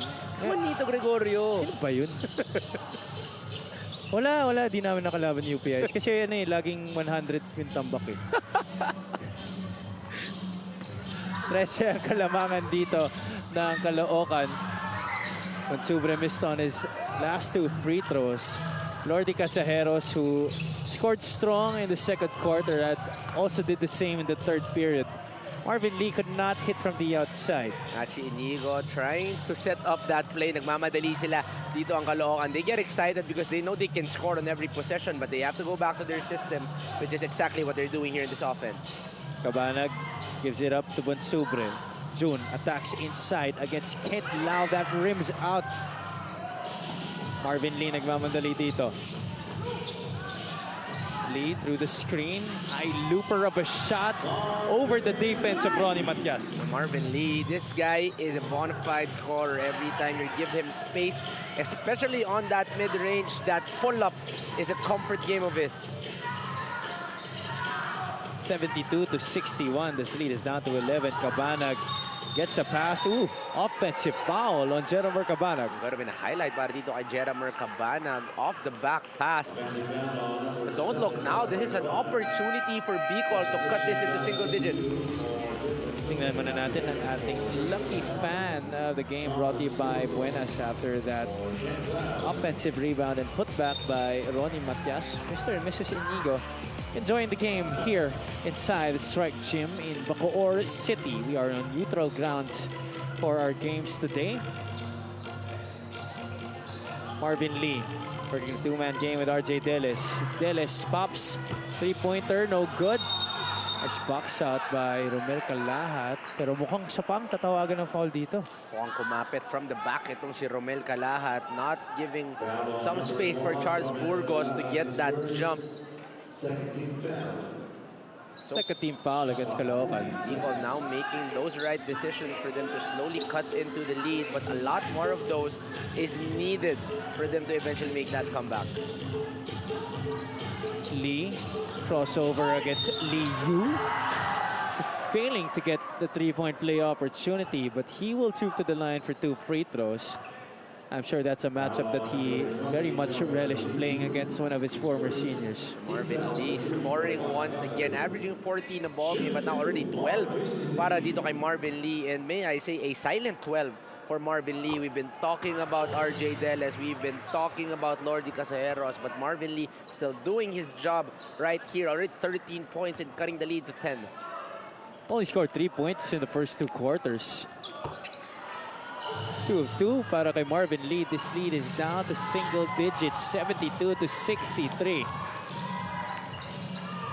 Inigo the handoff. Kalahat drives inside the drop pass. Ronnie Matias restores order for Caloocan. Textbook dribble drive offense. Every time someone is driving, a help side is required, and that will leave someone open. And the open man is Ronnie Matias. Alanes tried to give it up to a rolling Charles Burgos. However, Caloocan coming up with another steal. Counter takeaway by Bicolandia. Here come the Oragans. Alanes thinking of driving to the basket, but deciding to settle for the outside shot. Proved to be a good decision for Shaq. Shaq Alanes, a natural three-point shooter, even off balance, was able to get that shot in. He cannot give enough space, and even the rhythm para dito kay Shaq Alanes. The offensive foul forced there by RJ Delis. Kalahat committing that. Watch that again. Kick out, looking to drive, off balance, no problem. Shaq Alan is getting that corner three. And on the next play, getting a charge as well dito against Caloocan. Don't look now, this is only 8 points para sa Caloocan. Lowest they have been since our first half. It's a little lull in the action here. Referee Jay Castroverde trying to communicate something to Miguel Pire. And there's a warning between both on Marvin Lee and Joel Lee Yu. I could just imagine what those two guys were saying to each other. Parang hindi nag-aabot sa FEU, you know? Yeah, That's parang really... wala naman kay Brick samahan. Marvin Lee staying aggressive here, but he was blocked at the rim. Bicol, though, will still retain possession with 15 on their shot clock. You just gotta love Marvin Lee leading the charge para dito sa Bicolandia. His effort, his energy, his leadership has been different here in the fourth quarter. And he has really been making a big change para dito sa Bicol, not only on the scoring, but even contributing in all other aspects. But ladies and gentlemen, that yellow light on the scorer's table is now on, which means Coach Alex Angeles will be utilizing his challenge here, our first for this afternoon. They feel like that it should have been Caloocan basketball after that shot block. Bicol still without a victory in 8 games this season, while itong Caloocan wanting to build on their 4-game winning streak after losing their opening game against the Manila Batang Sampaloc.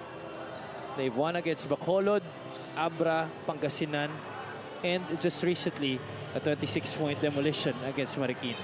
It's not been the easiest path to get to this 4-1 para din sa Caloocan, but so far, Coach Alex Angeles has found a way in getting those victories.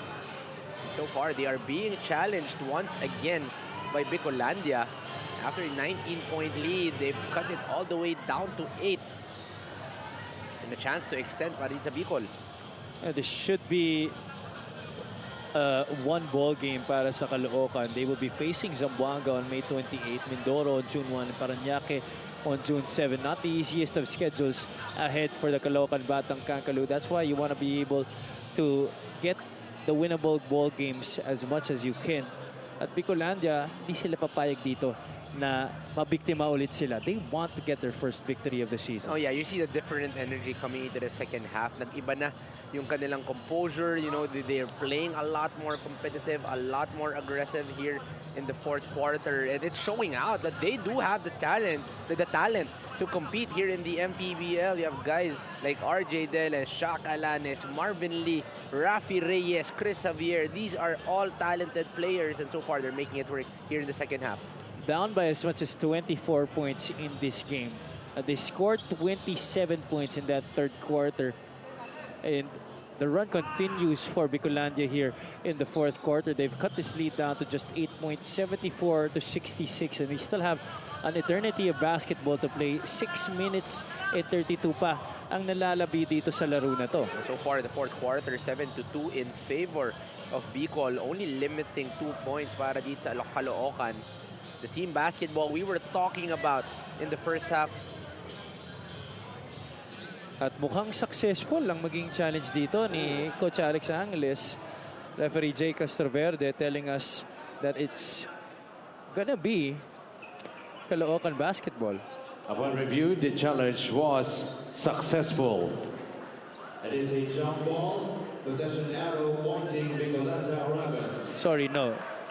It's still gonna stay with Bicol, but successful ang challenge ni Coach Alex Angeles. At dahil nga successful ang challenge, naging jump ball na lang ang nangyari. Kaya lang possession arrow was still pointing the side of the Oragons.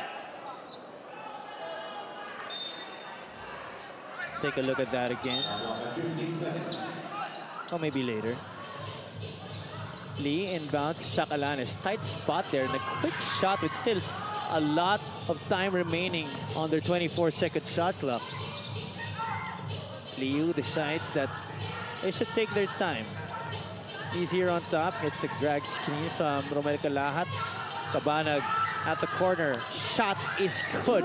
Got it kay Jeremy Cabanag. Corner defender confused. Is he closing out on the dribbler or the man on the corner? And that forced a wide open shot para dito kay Jeremy Cabanag. Marvin Lee gets the handoff to answer. No good. Rebound taken by the Caloocan Batang Caloo. Up by double digits once again after that Cabanag three-point shot. 77-66. Liu picks up his dribble. Good defense by Bicol. Alanes saves it to Burgos. Deles has Reyes on the other side. Deles will go all the way. He gets the foul on Achi Inigo. Gotta love the effort of Achi Inigo to run down and challenge on what is supposed to be a wide open layup para dito kay RJ Deles. Better to force him to do free throws than an easy layup. RJ Deles so far 11 points in this game. Deles is an 81% free throw shooter this year.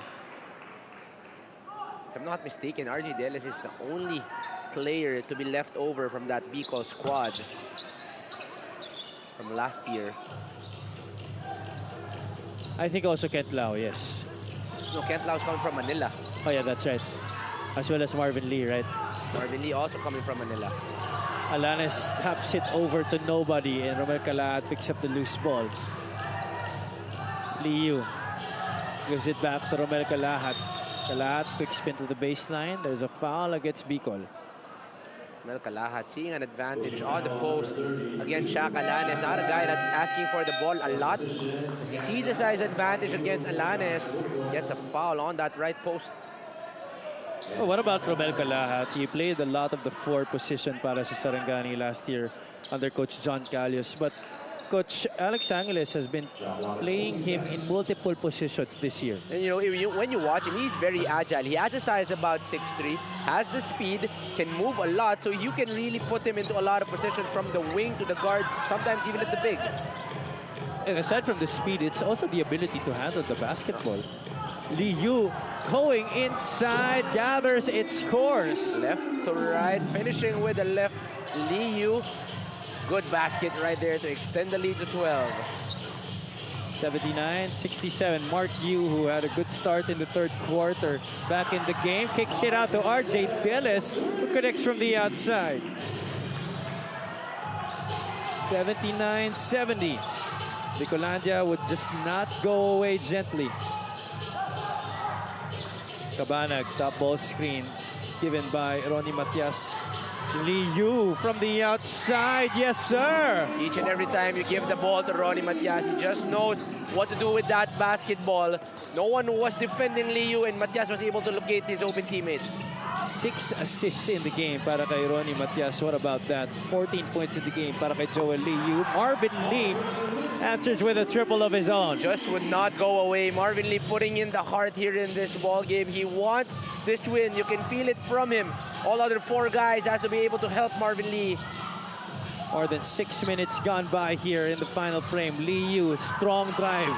Kicks it out. Tayong Tong, bounce pass. Ronnie Matias, an easy score on the baseline. What a ball game for Ronnie Matias. 14 points, 12 rebounds, and 6 assists. A complete package para kay Batas ni Matias. Marvin Lee could not hit from three-point country. Caloocan will not rush. Romel Calahat, though, sees a seam in the defense, and there's going to be a foul called against RJ Deles. Also got to commend Romel Calahat here in this ball game. Not really holding that ball a lot, but every time he has that basketball, he is making the right decisions.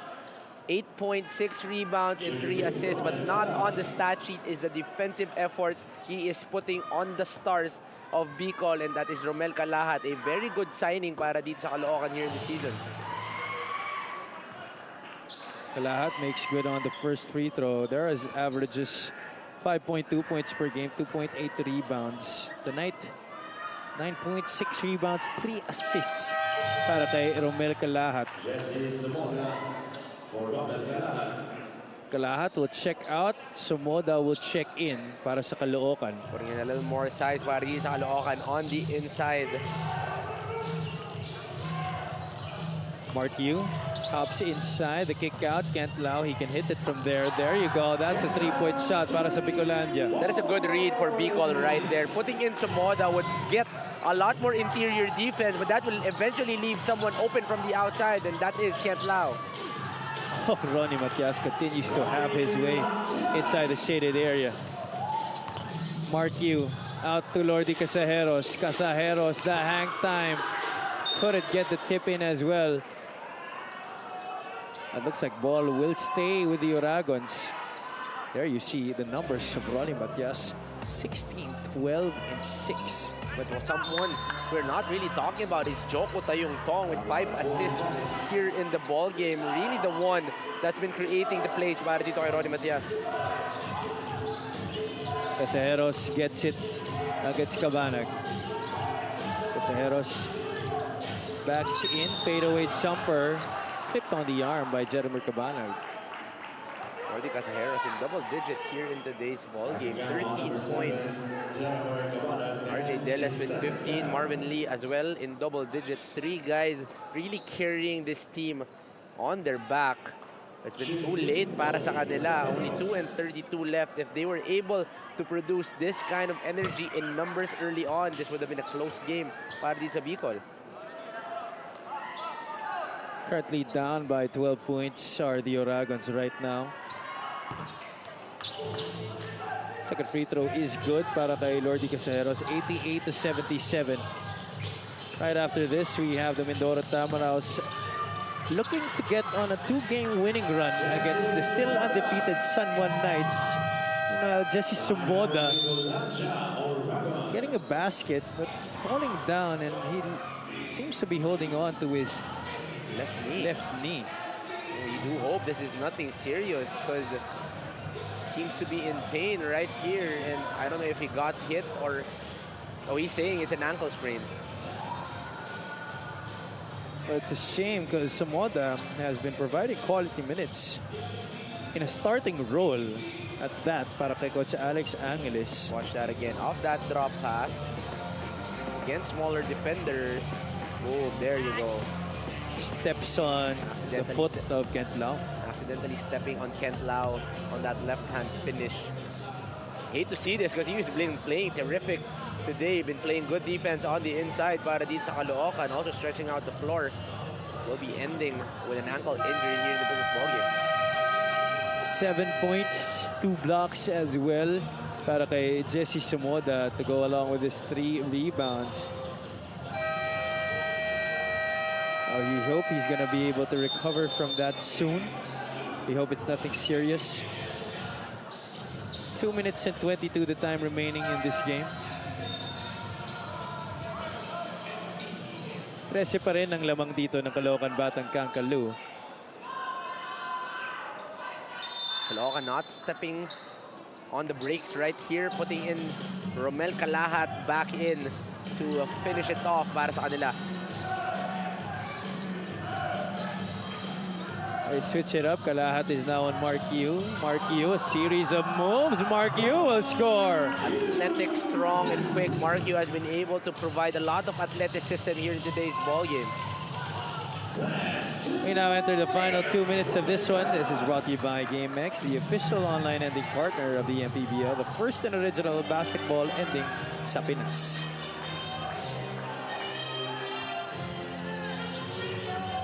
(92-79).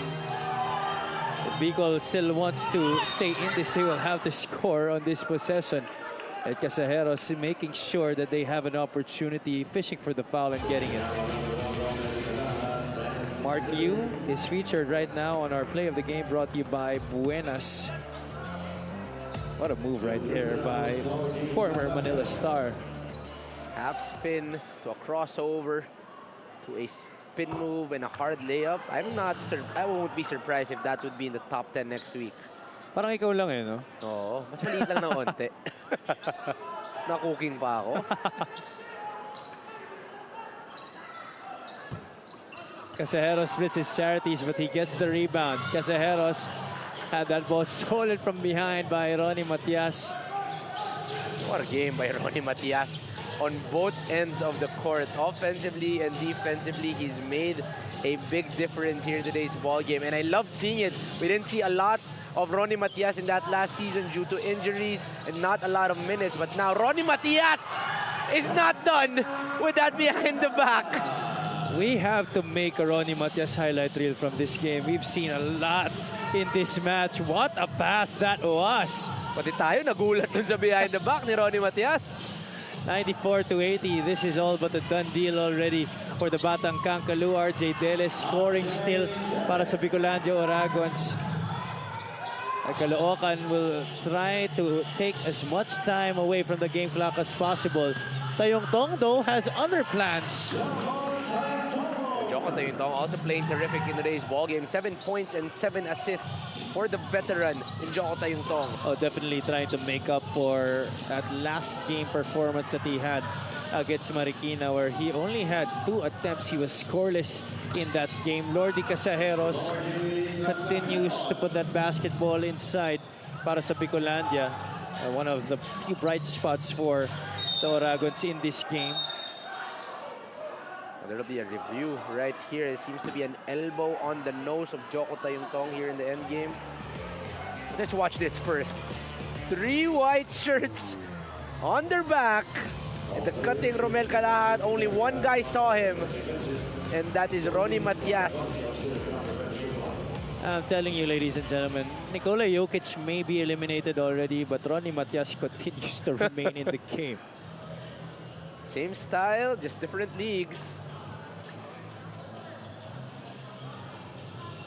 Our referees reviewing that last play for a possible unsportsmanlike foul, completely unnecessary at this point of the match. 28.7 seconds left. We do hope Joko Tayong-Tong seems to be okay, standing up, listening to Coach Alex Angeles. Coach Alex Angeles still not satisfied in the end game, still setting a play. But of course, every game is that important. And seems to be they'll be jumping to 5-1 here in the season. Well, alam naman natin na teams don't want to be stuck in deadlocks at the end of the season. And if ever they do get into those deadlocks, the quotient system will have to be in play. And you want to be able to distance yourself from those teams that you're tied with. That's why hindi mo rin pwedeng iwanan basta-basta yung laro at this point of the match. You want to be able to still put your foot on the gas pedal. There you see Gabby Espinas, all smiles right now. If your team can win without you and Mac Baracael, that is a good plus para dito sa Caloocan. No, they used all of their players, everybody contributing, and this is without Mac Baracael, Nomer Gonzalez, and Gabby Espinas. So you see here Joel Liu, ang konting biroan sila ni Javi. Ikaw? Number 1 3-point percentage? Ikaw? Pinapa-double check ni Joel kung siya ba talaga ang number 1 sa 3-point percentage. Namumuro ka na talaga, Ali, But you know, you gotta commend Joel. You know, we went up against each other in high school. He was not this kind of a talent, but really proved that he's much better. Now he is on one of the strongest teams in the MPBL. At sportsmanlike foul nga may tatawag galing dito kay Mark Yu. Tingnan natin yung nangyari doon. Oh, that elbow. There was an extension to the face nitong si Joko Tayong-Tong. If it's intentional or not, we're not really sure from that angle. But still, An elbow to the face will merit an unsportsmanlike foul, and 2 free throws and ball possession para dito sa Caloocan. 28.7 seconds left. Zamboanga is next up on the schedule para dito sa Caloocan, and Bicol will be reeling to their 9th straight loss of the season without a victory. So much good performances para sa Caloocan this afternoon, Juanito. Everybody really stepping up big time para dito sa Caloocan. You know, guys like Joel Liu, Romel Calahat, even Joko Tayungtong with 7 and 7. Of course, Jeremy Cabana will always be a staple, but one guy that really proved difference is Ronnie Matias. An almost triple-double game for him. 16 points, 12 rebounds, and 8 assists. And just a terrific ball game for Ronnie Matias and the rest of the Caloocan Batang Kangkalu. Lordy Casajeros continues to look good here in this game. But again, just as we talked about this whole coverage, it's still making this whole lineup work. They have the individual talent. They have the pieces to be able to compete. Unfortunately, the unity and chemistry still lacking for the Bicolandia Oragons, and they will still call a timeout here to salvage some pride for themselves. They're down by 12, 2.9 seconds remaining. We'll take a short break.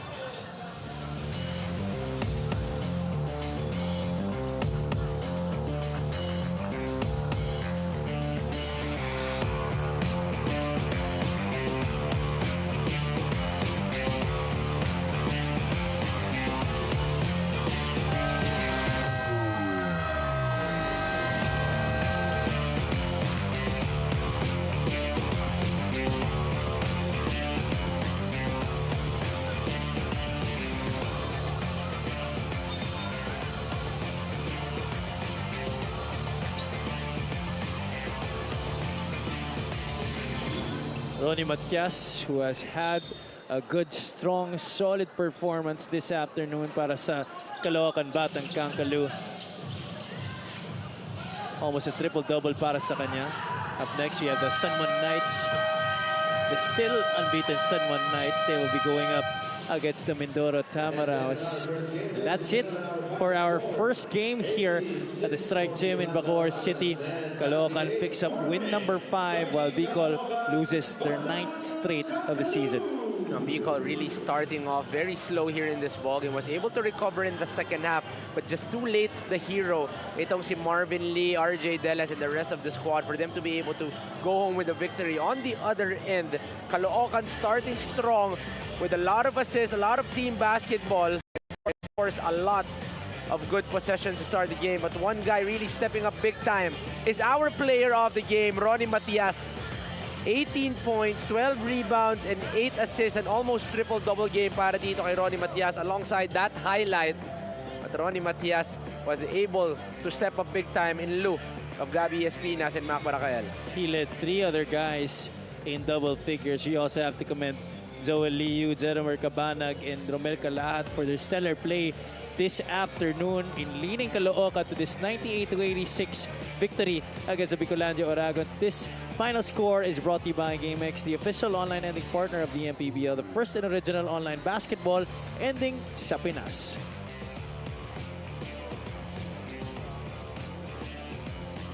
Our best player of the game, Ronnie Matias, is at courtside with Miss Andrea Endicio. First of all, congratulations. Ronnie, complete package nga ang performance mo today. Factor ba yung magandang conditioning mo this season? Kaya mas maganda rin yung output mo ngayon. Hindi, unang-una kay Ganda. Papasalamat kami dahil nanalo kami. Tsaka sa practice namin talagang pinagandaan namin kahit Bicol lang ang kalaban namin. Basta one game at a time kami. Yun lang. At Ronnie, sabi nga ni Coach Alex Angeles na you guys take it one game at a time. Ngayon na nakuha nyo na yung panalo against Bicol. Paano nyo naman paghahandaan itong Zamboanga na alam naman natin hindi madaling kalaban? Unang-una, huwag kami maging kampante sa panalo. Basta sa practice pa lang talagang gourd kami. Tsaka focus talaga. Ronnie, kanino mo ba dinededicate itong magandang performance na ito? Batiin mo na mga gusto mong batiin. Una-una sa family ko dyan sa Sampaloc. Mrs. ko si Monique Malyari. Miss na uli kita. Tsaka kay Congressman Oka Malapitan. Mayor Along Malapitan, Konsi Enteng Malapitan, Boss Felix, Boss Dennis, Venom Sportswear, Yan Coolers, Pocari Sweat, Stay Cool, High Top LPG, shoutout kay Father Roel of St. Gabriel Seminary. Yun lang po. Thank you so much. Once again, that is Ronnie Matias, our Buenas player of the game, who just gave us a double-double performance. Back to you guys. Actually, a near triple-double para kay Ronnie Matias. Congratulations to him and the rest of the Caloocan Batang Kaloo. Up next, we have the San Juan Knights go for gold, facing the Mindoro Tamaraws. Both of these teams looking for another victory this afternoon. Maraming salamat for joining us on our first game for our Tuesday triple header. For my partner, Coach Juanito Gregorio, and our courtside reporter, Miss Andrea Endicio. This has been Javi Palanya. Keep it locked in here on the Maharlika Pilipinas Basketball League, ang liga ng bawat Pilipino.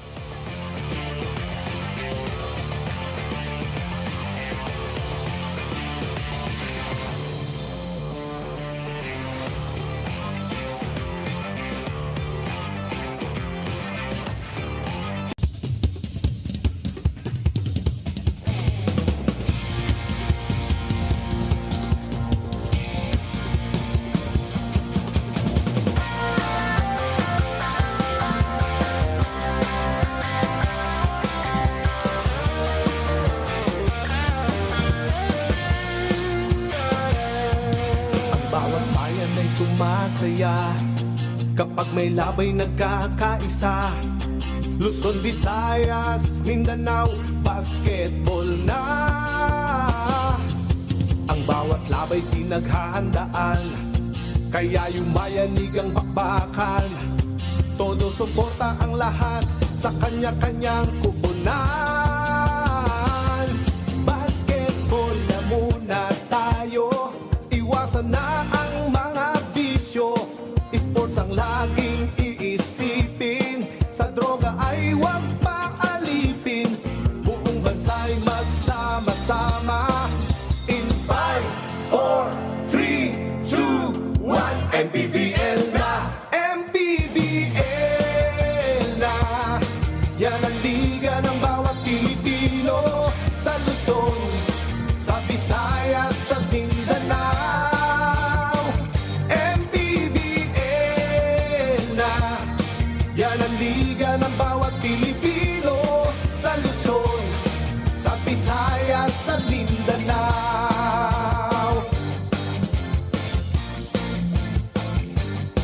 Ang bawat laban ay nakakakaba dahil sa husay ng bawat isa. Sigawan ay yumayanig kapag nag 3 points na. Bawat bayay di patatalo, buong barangay ay suportado. Kahit ano ang mangyari, sama-sama tayo. Basketball na muna tayo, iwasan na ang mga bisyo. Sports ang laging iisipin, sa droga ay huwag paalipin. Buong bansa'y magsama-sama.